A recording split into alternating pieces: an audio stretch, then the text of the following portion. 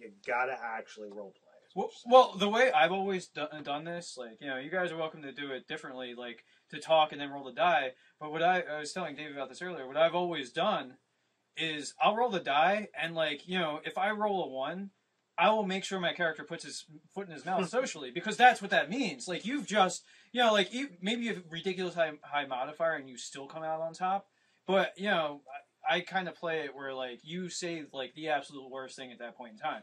But, if you do something, like, more towards the end of awesome, like, say you roll that 15 to 20 or whatever. This is for a 3-point whatever game or 4th edition even. Like, then you think of the most eloquent, perfect thing you could possibly say in that circumstance and, and act it out.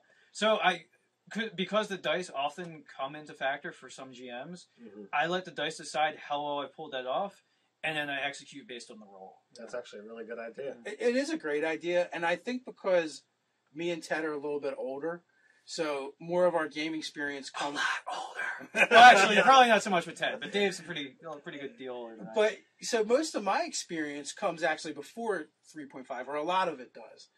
So I'm, my whole gaming is flavored with that. There was no die rolls to make. You just role played.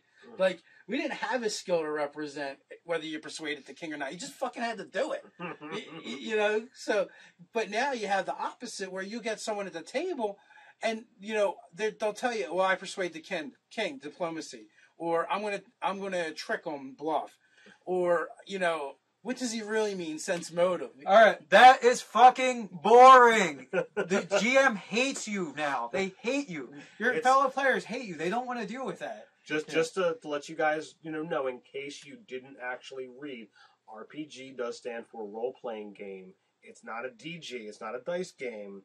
You're actually supposed to have conversation and role play. Oh, and you can send hate mail to nerdarchy@gmail.com. All right? Yeah. We'd love to hear it. Focus on Ted if you don't happen to like that particular response. Right. Okay, Nerdarchy adjourned. Go, Ted. Click like, subscribe, and comment, and we'll see you back at the Nerdarchy next time. That's it, Check folks. us out in our secret lair.